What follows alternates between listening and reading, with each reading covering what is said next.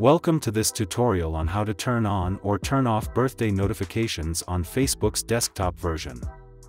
Facebook has become an integral part of our lives, and it's important to know how to manage the notifications we receive on this social media platform. One of the notifications that we commonly receive is the birthday notification. While it's great to receive birthday wishes, sometimes we might find these notifications overwhelming. In this tutorial, we'll guide you through the process of managing your birthday notifications so that you can enjoy a clutter-free Facebook experience. So, let's get started. Firstly, log into your Facebook account and navigate to the homepage. At the top right corner of the screen, please tap on your profile picture. You'll see a drop-down menu option. Click on it and select Settings and Privacy, and click to Settings from the drop-down menu.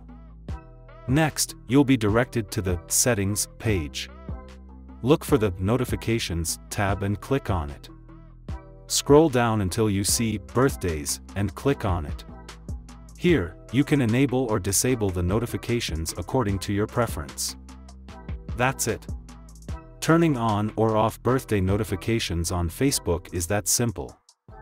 If you found this tutorial useful, please like and subscribe to our channel. Thank you for watching, and see you in the next video.